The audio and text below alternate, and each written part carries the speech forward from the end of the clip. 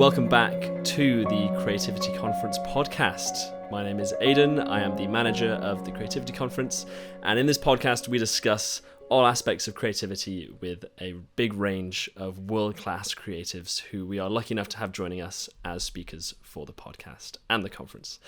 Today I'm joined by Mike Pell, who is a futurist, envisioneer, designer, author, AI and Web3 expert, and currently the director of the Microsoft Garage in New York City. Mike, thank you very much for joining us today. How are you doing? Great, Aidan. Thank you so much for having me on. Look forward to having you in the garage very, very soon.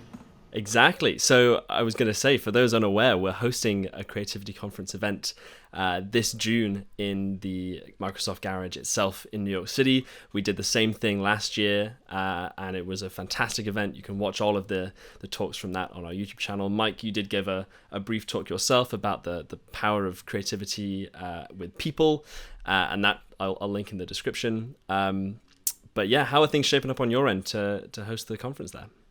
It's incredibly exciting to have so many people here in the garage that just love talking about creativity. I love that the way this has always been set up too. It's not about the products or services or things that you make, but it's how you think about making them. I mean, what could be better than that? I mean, it's like we're all about like the backstories, right? Like everybody's interested in how things have come to be, not necessarily what the finished product is. Yeah, it's the very essence of creativity, and it's quintessential form. So yeah, it should be a phenomenal event. I'm very much looking forward to it. And other than the conference itself, I know you've got your new book coming out, Visualizing Business. And are there any other than that, particularly big conferences or projects that you're working on behind the scenes that you're particularly excited to wake up in the morning and do? Always. So one of the biggest things we do every year here at the Microsoft Garage is host the world's biggest private hackathon called the Microsoft Global Hackathon. And so that's in September. We're really looking forward to welcoming not only employees, but some of our partners and customers to come in and hack with us on whatever ideas that they think are going to be most impactful for themselves, their businesses, and the community. Yeah, well, I was going to talk about that a little bit more if that's all right with you, because you've been doing this for about 10 years now, is that right? Yeah, this is going to be the 10th year. Can you believe it? I mean, I can't believe it. The 10th year of the Global Hackathon. It's not just, if you know anything about hackathons, generally it's a whole bunch of crazy, enthusiastic people in a room who form teams and, address a challenge. This is a global hackathon. This is all over the entire world at the same time. Last year we had over 70,000 people join us worldwide. That was incredible. And this is a recent phenomenon. You've been doing these since the 90s, right? Well, I mean, hackathons have been along, lots of people have been doing hackathons, whether it's in Silicon Valley or other parts of the world. Microsoft has been doing it for the last 10 years. And so that's when we found that it was valuable to us as a company to empower employees to take their idea and their passion and go do something with it. And these hackathons are, really great in terms of developing new ideas. And I think, do I have it right that you coming up with the PDF format, was it a hackathon in 1990? Well, back when I worked for Adobe, a small group of us were tasked with a challenge, which was to figure out how to get documents to be able to move between different types of computers, which was basically impossible at that point. So literally, within a day, I hacked together the very first PDF document. It was taken from multiple Adobe Illustrator files, mushing them together, hacking a PostScript interpreter to be able to read that in and output, what was then the very first, working prototype of a PDF file. So yes, hacking has been along, and going on for many, many decades. Here at Microsoft, we use it for a lot of different reasons. One of the most important is to empower our employees to really go off and run down those ideas that they're super passionate about.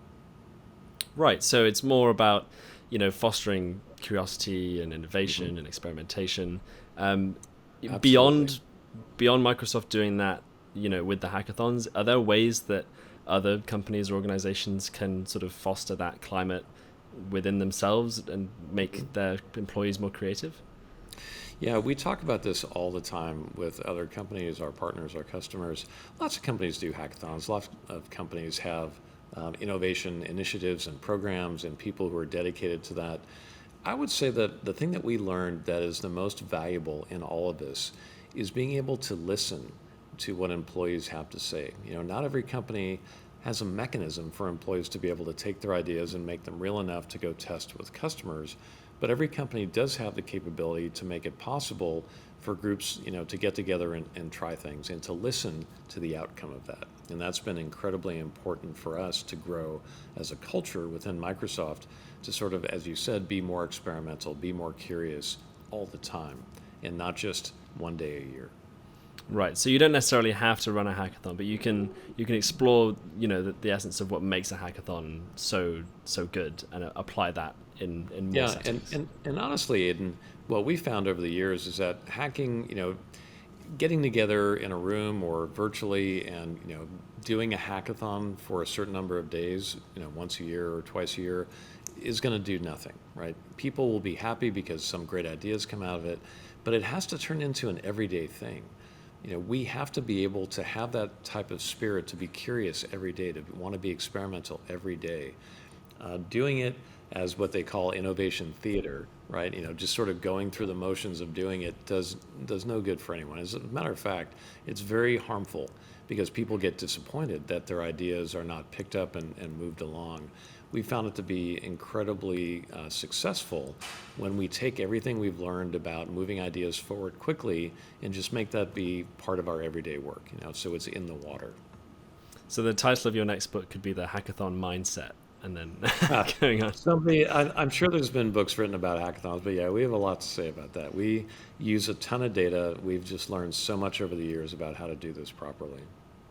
Yeah, well, that could be a whole podcast in itself. I have one more related question about hackathons, which is that you've obviously, overseen thousands of projects over the years from all these different hackathons, and you've worked with lots of different companies, and you've also had experience being, employee number one at a brand new startup. And when it comes to those sorts of things, how do you know when is the right time to sort of dive into a brand new project because you have so much belief in it? How do you know internally when is the time to be employee number one? Yeah, what I always say when our customers come through to work on what we call innovation labs here in the Microsoft Garage, there is no amount of data that's going to convince anybody that the ROI is sufficient enough to fund a project, right? It is not an exact science. Innovation is messy. It always has been and it always will be. So you can't data your way into knowing that it's the right time. You have to listen to your customers or potential customers and figure out, is this really the right thing for them? And is it the right thing for you? Oftentimes companies build some of the most innovative, incredible products and services without a shred of data saying it's the right thing to do. Even if they ask their customers wouldn't even know how to respond to their questions. So sometimes it's gut instinct, combined with your experience and a set of data. But oftentimes it's really just sort of knowing that this is the right time for this to be truly valuable. This is really going to help people in some way. It doesn't have to be a new product or service. It can be a process. It could be an initiative. It could be paying more attention to the community or the people around you. But very rarely do you ever have enough data to prove that it's the right time. So I would say stop looking for that. Yeah, no, that's really great advice. And speaking of advice, like you've obviously worked with you've worked with Steve Jobs, you've worked with a bunch of other really high-ranking people in tech. Is there any advice that any of these people have given you in your early career or more recently that has particularly shaped your creative trajectory? Yeah, I've had some great coworkers, some great managers, some great mentors over the years, and one piece of advice has always stuck with me, and that's you have to be willing to always be looking around, right? We often get stuck on our own to-do list and just focus down on what we're doing. You really have to stop yourself and look sideways. Is what we say as designers sometimes, is just sort of look around to see what else is going on before being so completely focused and engrossed with what you're doing that maybe you lose sight of what is happening around. That's one thing. Another thing for me as far as creativity goes is I had a manager many years ago say to me, you really should look for something on your way to work or your way to wherever each day that's new, something you've never noticed before, and think about it for a moment. And we're sort of like training the artist's eye or the photographer's eye to look for new, interesting things. And I do that. So every day I try to take a photo of something that I think is really interesting in some artistic way, whether it's lighting, composition, people, perspective, whatever it is, as a challenge to myself to try to stay sharp, to try to keep my eye, open and keep my mind open to new things. Yeah, I love following your Instagram. It's brilliant, and yeah, I mean, it helps that you live in New York City, which is constantly evolving and adapting. There's a lot of stuff to look at here. But even in somewhere that's potentially a little bit more mundane, there's always new little details. It could be a rock, it could be a tree, it could be a flag. It doesn't matter. There's so many things around us, and causing yourself to have to look for it is that act of wanting to spot something new and interesting is important to keep in practice.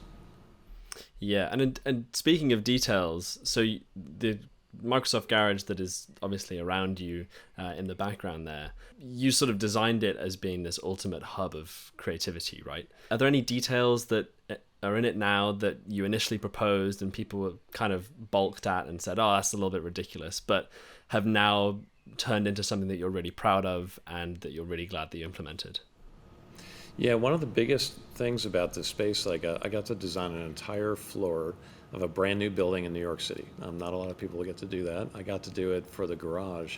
But the thing that was a complete experiment, we had no idea if this was going to work out, was basically having the space reflect our innovation process. So it wasn't about making hard-walled rooms that had special purposes. It was about weaving a story.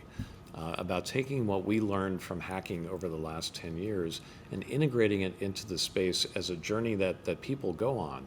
They enter, we talk about, I call it a storytelling area. We talk about why is Microsoft here? What have they been doing lately? What would they like to do? What are their dreams? What are their aspirations? We move through this whole process where we go from idea all the way to working prototype and testing it with people in a very short amount of time. But having the space reflect the journey was something that was completely new. We didn't know if it was going to work, but it's worked out fantastic.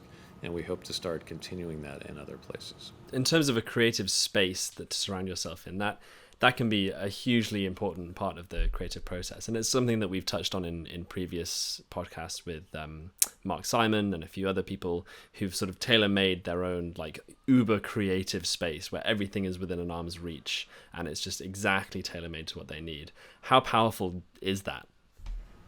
Incredibly powerful. This desk you see right behind me is something that I literally drew on a piece of paper and had my friends over at Steelcase fabricate. So that's the Mike Pell signature model design desk, and it is exactly the shape that I wanted it to be. It's curved, It's the way that I like to work. I have my drawings over here, my laptop, my VR headset, whatever I need is within arm's reach. So I think it's incredibly important to tailor your space to the type of work you do. In the garage, we chose to go with a completely open space. It's subdivided by there's some vertical dividers that Steelcase provided that sort of breaks it up, but there's no hard walls, there's no glass, there's no thing to separate you from other people that are working in the space. And we found that to be, especially coming out of the pandemic, incredibly important to have the space feel open and the type of space that you want to be in, a reason to actually leave your home and come in and work with us. Yeah, because if you're in a cubicle, you might as well be working from home, right? Because you're not getting that face-to-face interaction. Yeah. How did the pandemic impact you and your creativity? Did not having this big open plan space really impact that? Well, the funny thing is, I moved to New York to open this garage right as the pandemic hit. So for a couple of years, it was sort of like I Am Legend, right? It was like me and the zombies here in the space. But it did impact me personally because from a creative standpoint, I love collaborating with people. I'm very much the person who likes to have someone to bounce ideas off and to sort of move things forward. So it was tough for all of us, right, to have to do a lot of our creative activities over a Teams call or a Zoom call or whatever, over FaceTime. That continues. It's not going to change, right? We're never going back to everybody being in the office all the time. So from a creative standpoint, I've had to learn, like everyone else, how I can be creative remotely, right, with other people. And some of that is a very physical thing. It was, we learned we've got to draw them to like yellow stickies and hold them up to the camera. And we have to do things that are more interactive rather than just relying on a completely digital experience. So did you find that overall in the pandemic you were more creatively hindered, or were there new challenges that enabled you to overcome and become more creative as a result? Yeah, so Microsoft did a study about what happened during the pandemic to productivity and creativity in a great degree. What we found was, as you would expect, personal productivity soared, right? We were locked up in our homes and we had nothing else to do other than work. So time sort of distorted and we ended up working more because we got up earlier, we stayed late, there was no boundaries between having to get in the car or the train or wherever, and so productivity went way up. Creativity and the ability to work with, effectively with your team went way down because we were now separated, right? Human beings, of course, were designed to be together, right?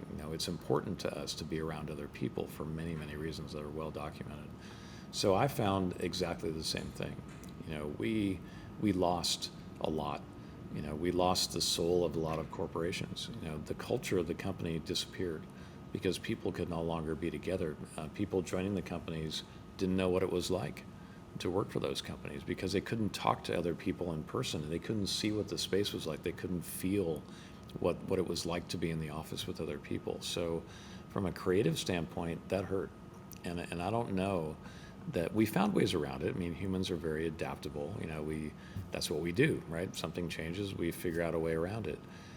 I don't know that we're any better or worse off than before. I sort of feel like there's been some great leaps forward in terms of our ingenuity and ways to get around these things and to work collaboratively. I mean, it's amazing that you and I can do this, right? Maybe we would have never done this in the same way because you would have had to have been here in New York or I would have had to have been in London.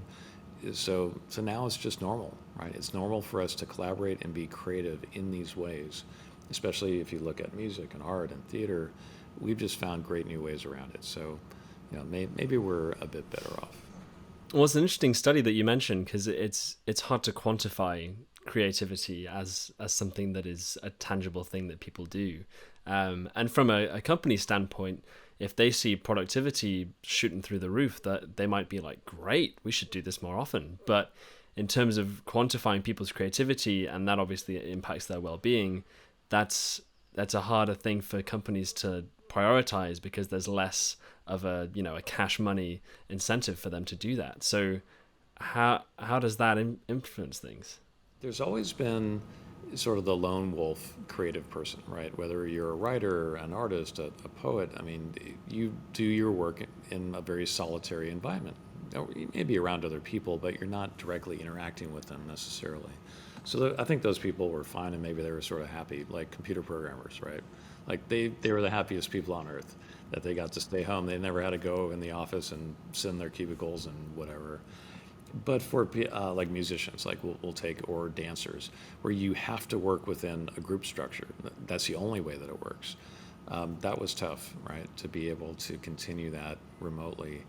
What we found is that the managers of many of these companies with creative people became nervous because the people weren't in the space. They, as a manager, they sort of felt like they needed to see the work as it was evolving. They needed to talk to the people. They wanted them together. And a lot of people, as you know, were like, yeah, never coming to work again. Sorry. It's not. So we have to work in this hybrid mode. And so we've all had to change. Nobody is the same person they were 3 years ago. And we've all figured out ways around it. But I still feel like we're a bit off, to tell the truth.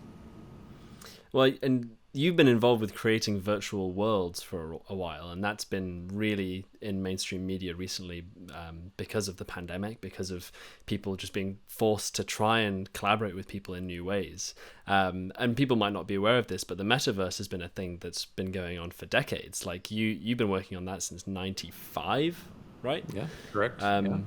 So, I mean, that's hugely ahead of its time. And now that the metaverse is sort of on everybody's lips, how do you feel about it? Is it straying from the path that you originally thought it would go on? Is it? Do you feel like it's going to be a hindrance to creativity, or it's going to enable people? The metaverse is fun to talk about because you're right. It's 25 years old. I mean, Neil Stephenson coined the term in '92, I think. So back then, a bunch of my friends read his novel Snow Crash, and we thought it was this great idea to quit our jobs and go form Silicon Valley, venture-backed startups to go chase this metaverse idea, and we did.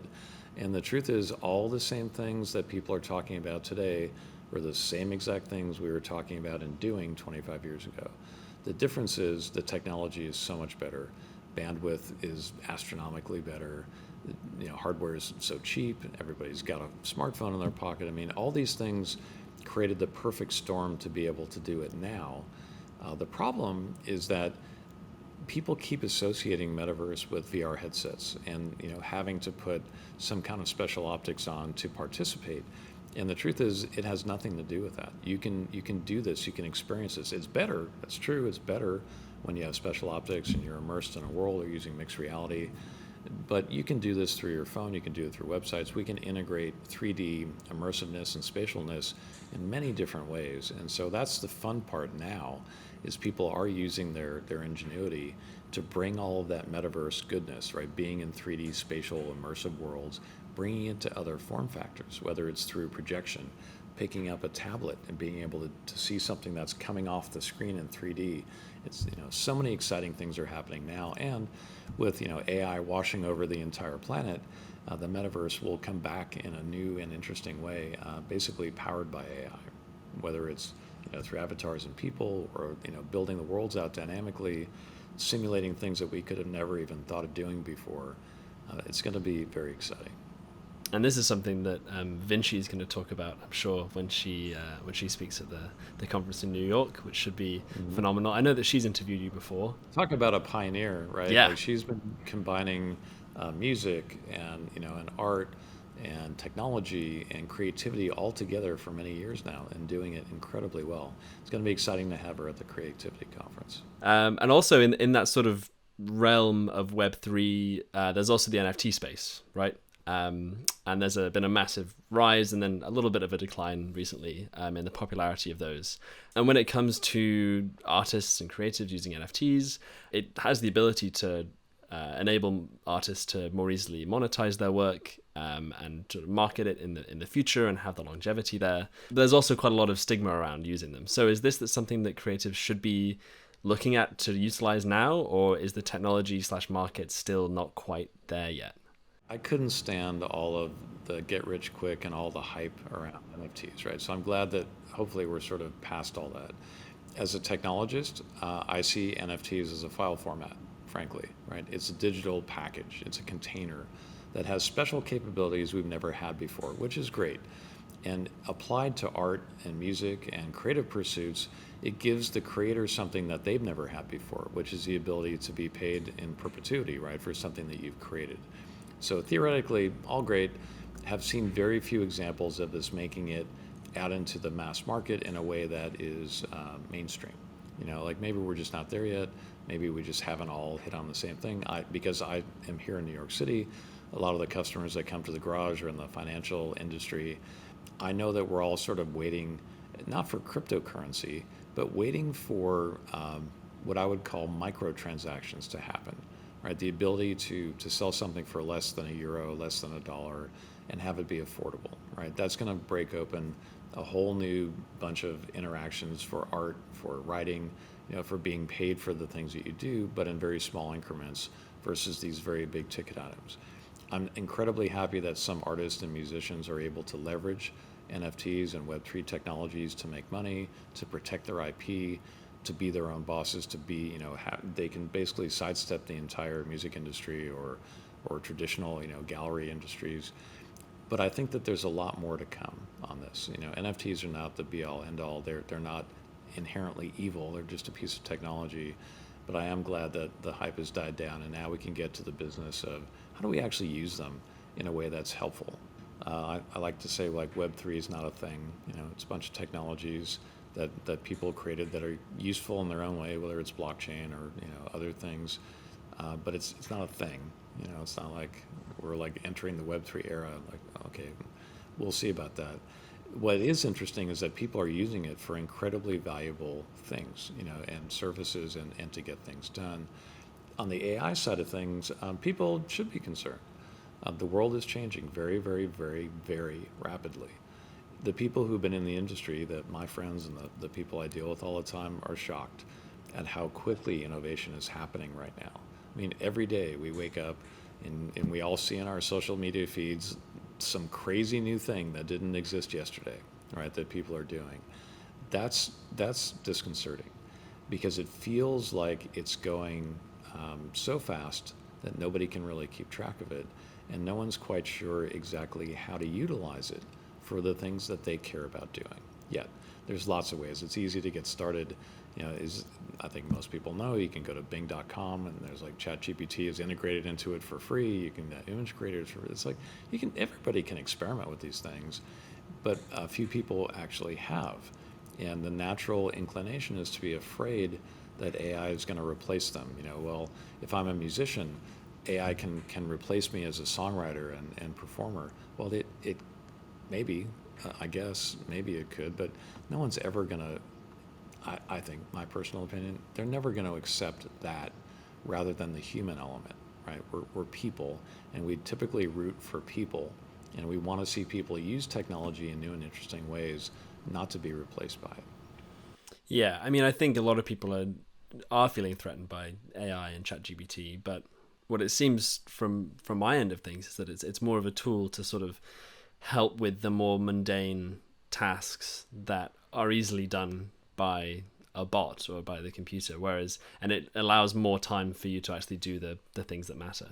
Yeah, absolutely, and I agree. It can automate, streamline things that we find to be tedious and whatever, but it can also stretch our creativity and imagination to places we would have never thought.